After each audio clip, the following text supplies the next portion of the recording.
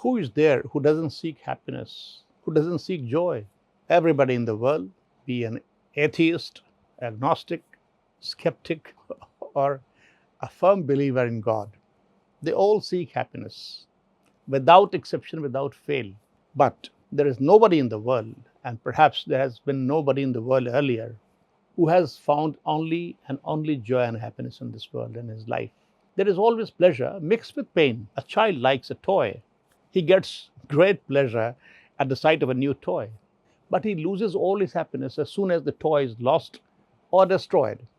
A young man thinks there is great joy and happiness in courting someone who he or she likes. Yes, he or she gets happiness. But once the relationship is soured and there is separation, again there is misery, there is suffering. Somebody, some friend, some relative dies, which is inevitable. Again there is serious agony. So in the world, you cannot get unmixed happiness, unmixed pleasure. Whosoever said that sabbam dukkham, everything is full of suffering, may not be correct literally, but with every pleasure, some pain is also closely associated. Then what to do? Can we ever get unmixed, unalloyed happiness? The Bhagavad Gita says yes. Let me tell you in the beginning itself that the central focus of the Bhagavad Gita is on elimination of misery and suffering of all kinds. It is a lesson in yoga. Yoga doesn't mean that exercise which you see often around the world. That is called yoga asanas, not yoga. Yoga means union with God, or the path leading to union with God. The Bhagavad Gita teaches many paths that lead to God, and you can choose any one of them of your liking. Karma yoga, jnana yoga, the yoga of detached action, the yoga of loving devotion, the yoga of spiritual knowledge, the yoga of meditation, and many more. The definition of yoga given by the Bhagavad Gita is dukkha sanyog viyogam yoga sangitam. Yoga is known as the one that separates you from all kinds of suffering. So is that ever possible in this life? You essentially face two kinds of suffering, essentially. The largest part is mental suffering. Failures, mental suffering. Loss in business, mental suffering. Insults, not honor, mental suffering. Poverty, mental suffering.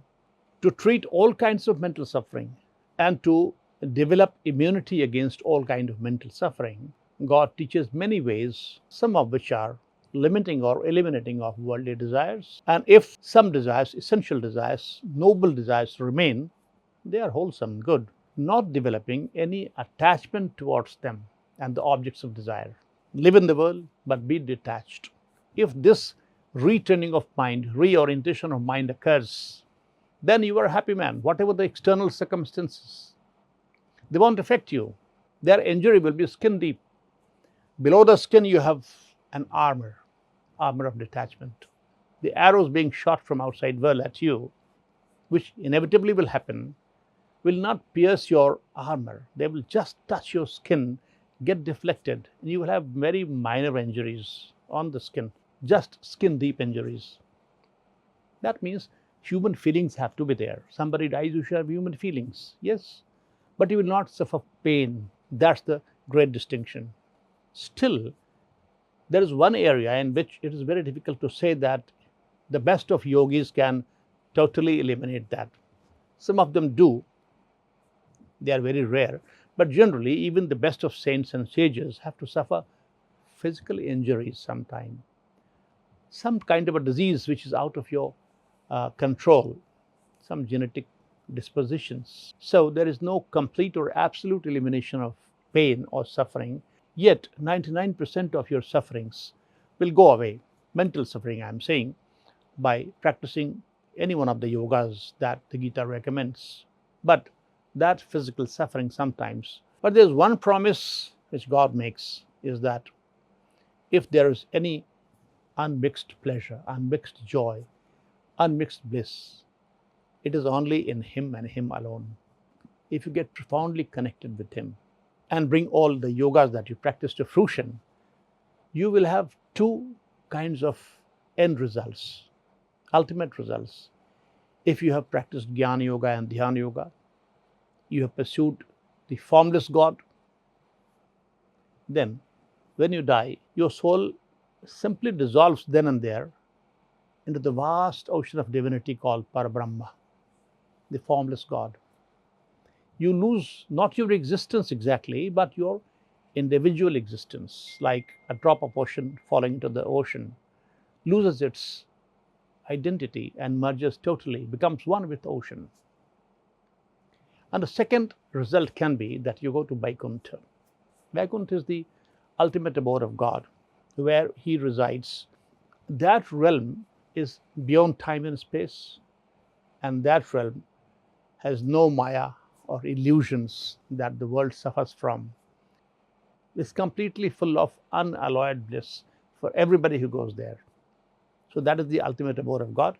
And that is why God says in the Bhagavad Gita, verse 27 of chapter 14, a very touching verse, Brahmano hi pratishtaham amritasya avyayasya cha shashvatasya cha dharmasya sukhasya ikantikasya cha.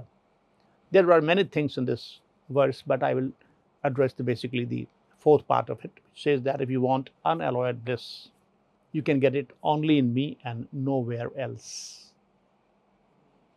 So connect to God profoundly, and you will find that in this life too, 99.9%, and after your death in Vaikuntha, you are eternally in peace and divine bliss. Hari Sharanam. Hari Sharanam.